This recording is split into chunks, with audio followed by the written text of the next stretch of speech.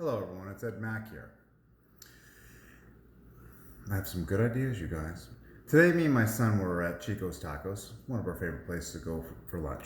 And I ran into a very prominent doctor in our community. I won't mention his name. I've known him for about 25 years. I used to go to all the doctor parties with him when I used to own a plumbing company. I was flipping property. And I used to hang out with all the doctors. They were really good friends of mine. And he saw my hat. He's like, wow, you're really running it. I said, yes, I am. And I started talking about the Second Chance program. And he goes, you know what? These courts, they have nothing for these kids. There's no programs put into place. We all, us physicians, we get called in the aftermath. Even the coroners. Kids die, you guys, from drug overdoses. Kids die. And I do blame the courts. I blame our law enforcement. I blame our politicians for all of this. Because you know what? Everyone has their cushy job. Everyone has their retirement. And no one cares about anyone in this county anymore.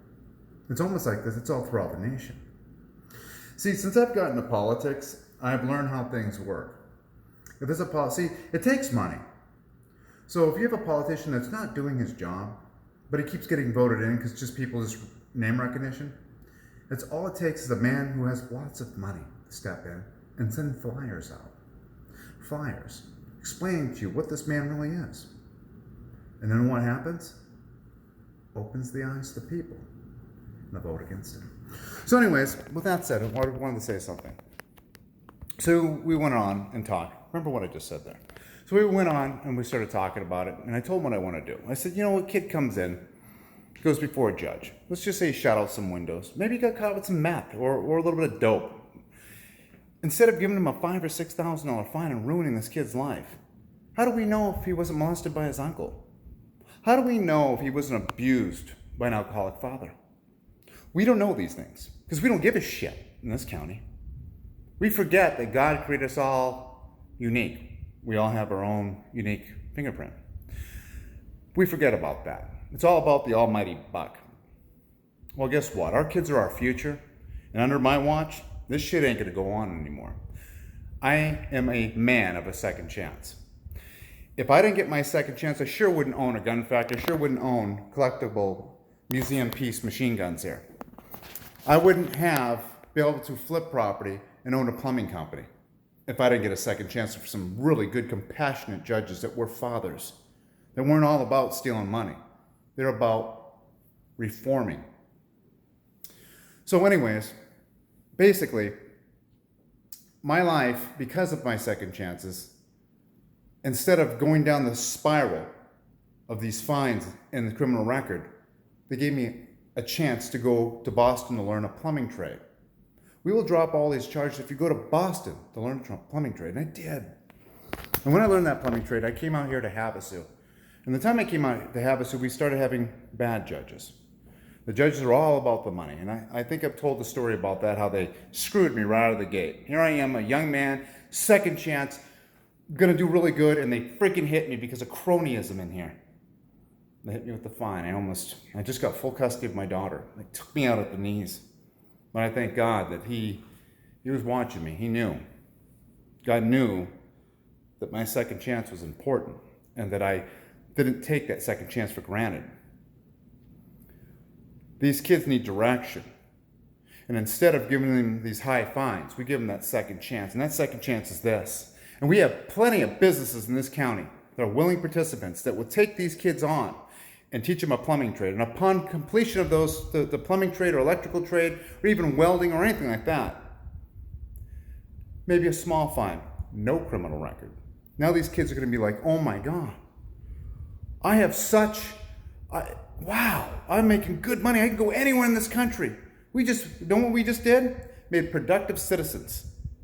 We just made our future much greater. But right now, we ain't doing shit but leeching from the taxpayers' dimes.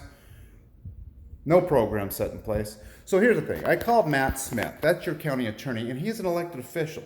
And he's been the county attorney for many, many years. And I think over 20 years. And it seems like no one's run against him. You guys just vote Matt Smith.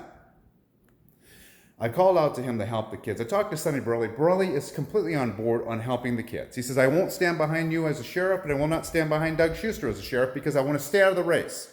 You understand? I said, that's fine. That's politics. But he said, I'll get behind anything to help our kids. That was awesome, Burley. Leo, I know he'll be on board. They told me I have to go talk to Judge Gertler. Now, I haven't called Judge Gertler, but Matt Smith never returned my phone calls, just to let you guys know. Maybe he was on vacation, or maybe it was from 2016 race, and maybe we have little indifferences. I don't know. Maybe you should put that aside, if there is some indifferences between me and him. And maybe we should focus on kids instead of politics, and think about helping our kids. Again, I put the blame on our law enforcement. I put the blame on, and not our law enforcement, I put the blame on the chain of command of law enforcement. They're out forcing these tickets,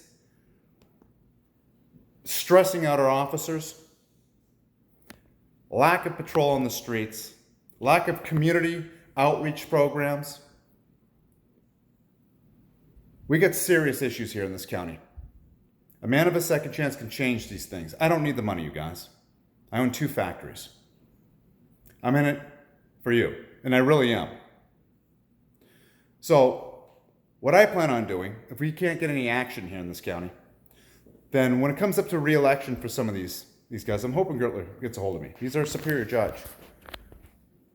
If they don't reach out to me, and we don't talk about this thing, then all I'm going to do, and this is just, I'm going to let you guys know that I didn't get a phone call back from them, and then you guys decide on when the elections come up for them.